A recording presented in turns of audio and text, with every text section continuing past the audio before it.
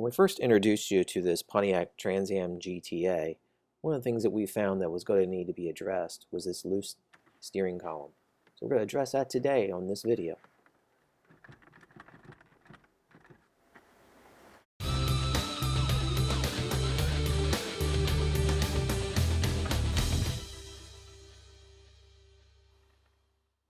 We'll start by reviewing the service manual.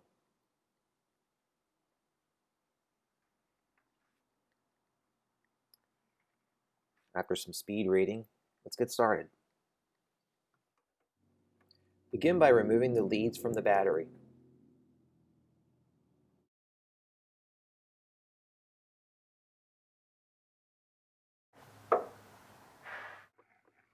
Also, the manual instructs to remove the safety restraint or the SIR fuse. This yellow wire goes to the airbag. Two other sets of wires will also need to be freed up to allow the column to be disassembled.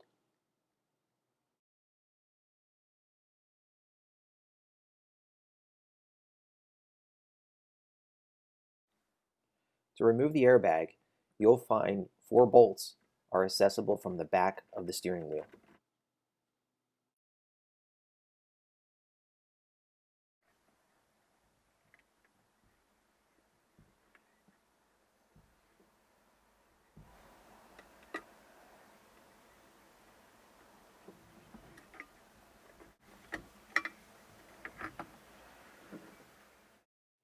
The horn wire is removed by pushing in and turning 1/4 turn counterclockwise.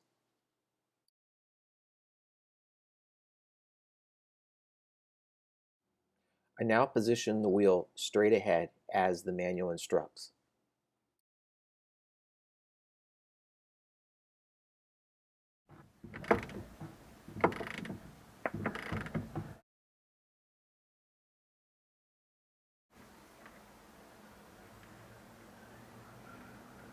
Note the screws for the airbag do not come out. There's clips that hold them on.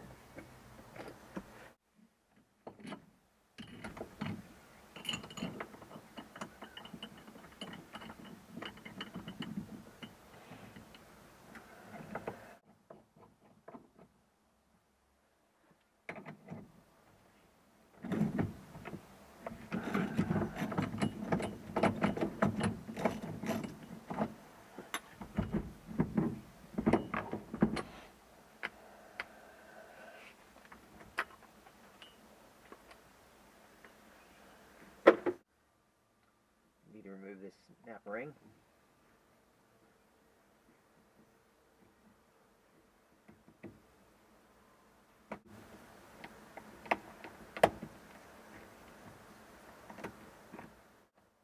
This coil assembly must be reinstalled in the same clocked position, which is why you'll lock the steering wheel in the straight forward position.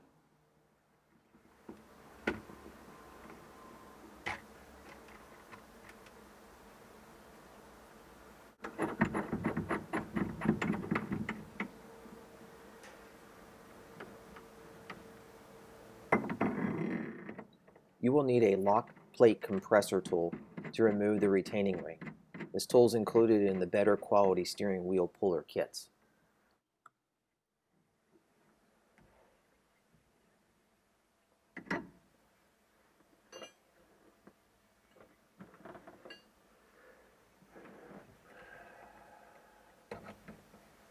This is always a treat. There we go.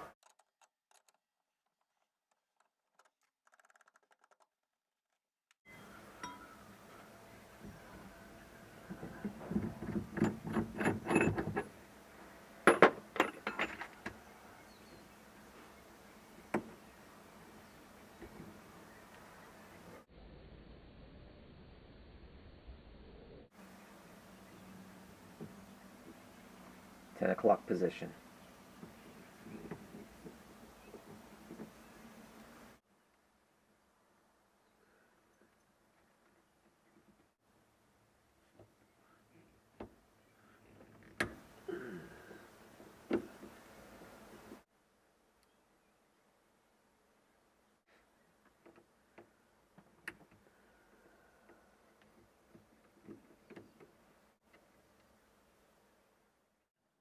To remove the last screw on the canceling cam, move the lever in the up or right turn position.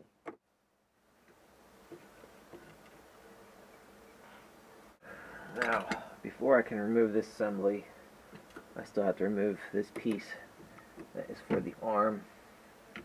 As I read that in up position, this whole assembly will come out.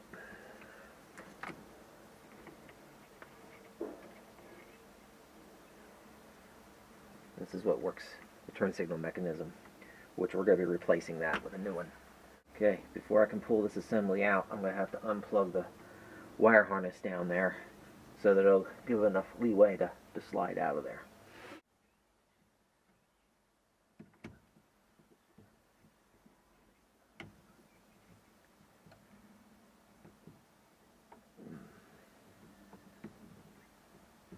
Don't get a whole lot of play with that. That's pretty tight down there. That's about it. Should be able to turn it down. Alright.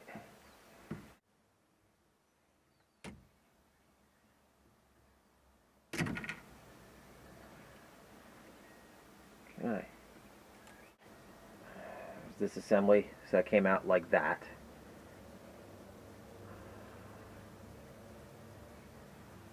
So using a T20, we're going to remove the lock cylinder retaining screw.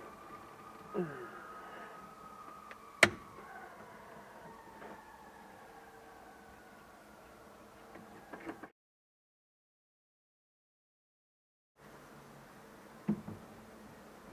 a clip right here.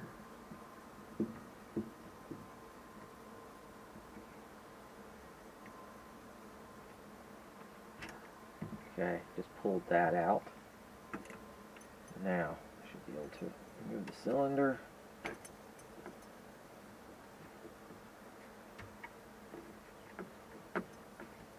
But there we got it hanging. I'm going to pull the key out of there just so a little less weight.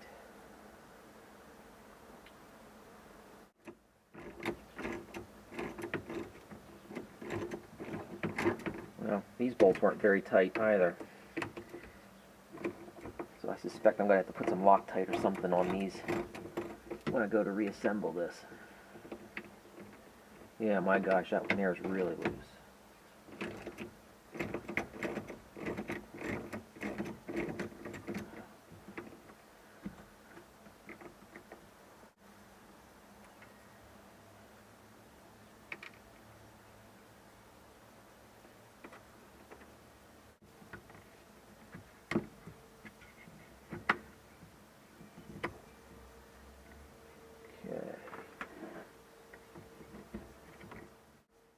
Remove the cover at the tilt lever and unplug the turn signal lead from the pulse switch.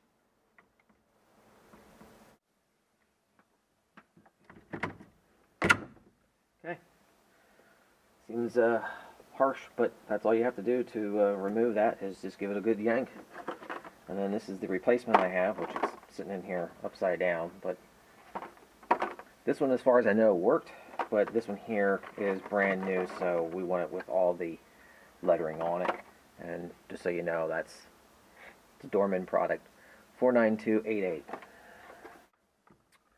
Okay, so I managed to be able to get this to clear the shaft, so we got that out of the way. So now we're going to have to attack. I think this has to come out, and then we have these two pins that have to be pulled out, which I do not have the puller for that, so I'm going to have to see if I can make something. So I'm at the point now where it's time to get the beer out.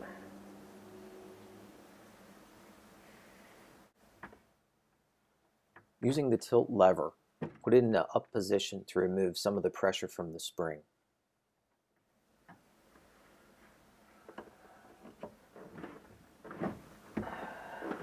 Yeah, I think that's what you have to do. Alright, it's turning.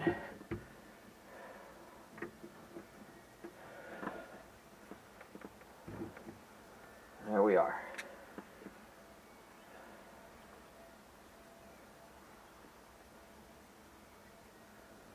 That's greasy.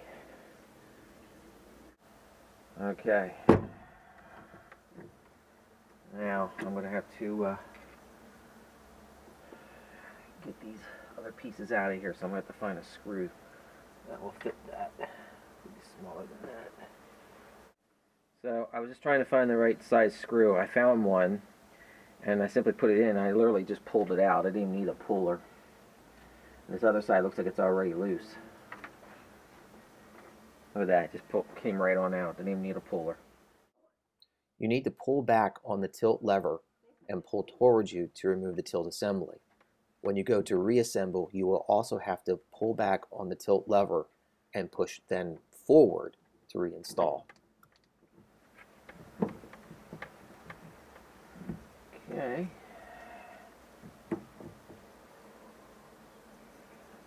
So I've got to turn that just a little bit to get it past. There we go. Alright, so here you can see there's 2 of the bolts of the 4 that are going to need to be tightened up. So there's no need to tear any more of this apart. I should be able to get to those. So I'm going to pull one at a time, put some Loctite on it, and then put them back in. But that is the whole cause for this column being loose. So with the screw extracted, you can see there was no evidence of any kind of thread locker on those.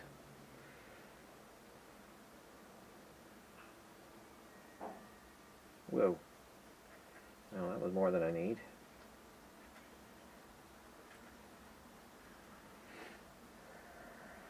Okay. 1 to go in, 3 more to go after this. So I'm on the very last bolt, which is down by the rod for the dimmer switch. And you have to have a very thin walled 8mm socket in order to fit on that. And the one that I found is actually a Craftsman, so just FYI, you're going to need a very thin wall socket to get onto this.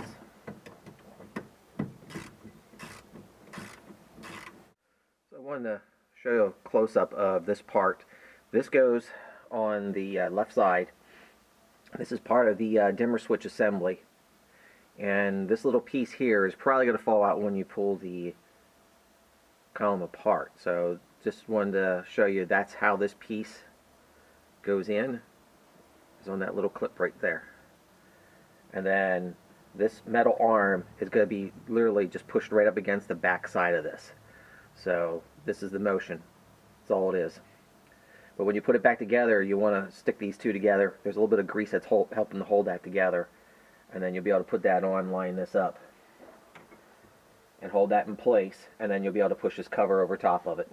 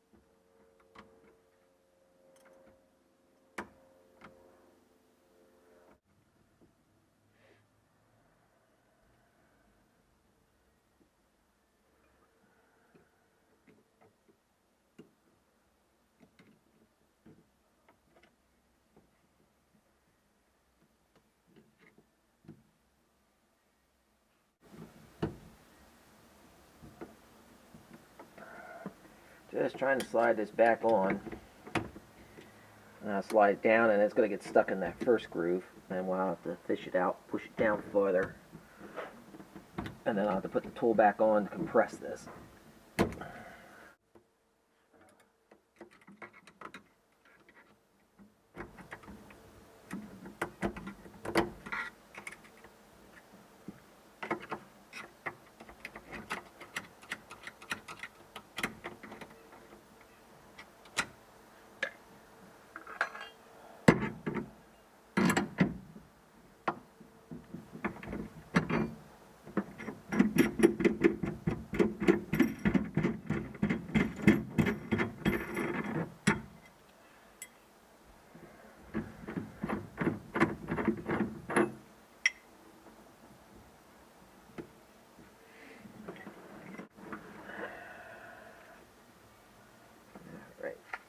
Pull that wire down through.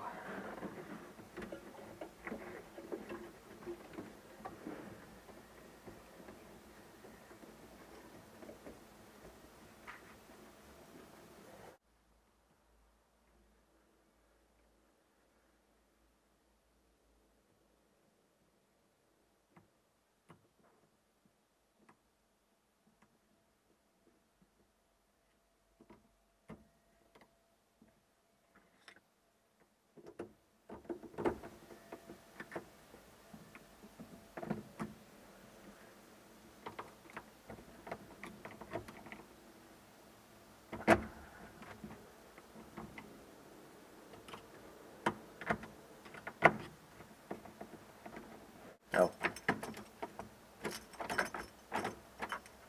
Good. Goes through all the functions. Locks.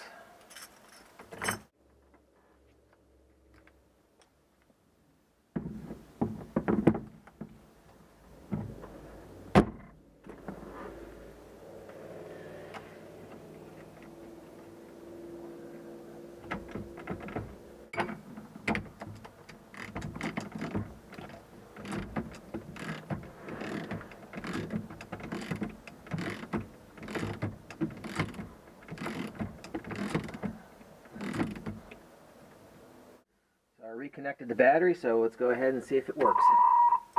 That's a good sign.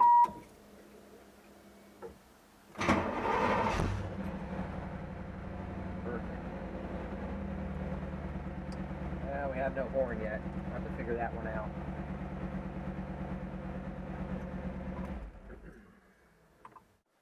Been messing around with the horn buttons here, and I'm getting a little something now, so apparently I'm going to have to pull that apart and clean that same way with this other side then. So I pulled the switch out, and I've already cleaned these two terminals up, and the spring was a little bent, so I just actually flipped it around the other way. I don't know how well you can see all of this, but I'm going to clean the contacts inside of this, and then hopefully that'll be working again.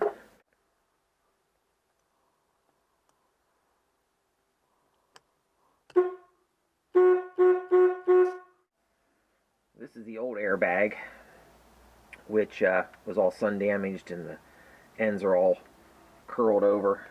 So I managed to find a good used replacement. So this is the one we're going to end up putting back in here. Now I disconnected the battery again. The fuse is also out, so it should be safe to go ahead and do this install. But always to be safe, I'm facing it away from me, although it would blow the metal part of this back in my face anyhow.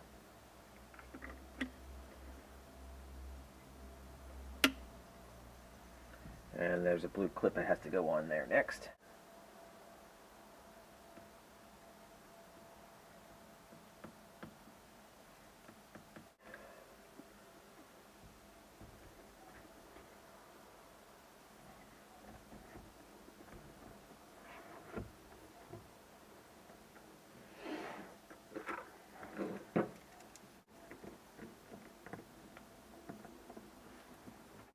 There's the airbag, and we work. This has just a little bit of movement to it yet, which I guess I'm not going to complain about it. I'd like it to be really nice and tight, but it's better than it was before. So, well, that's a wrap for this video. Hopefully you found this entertaining or at least helpful.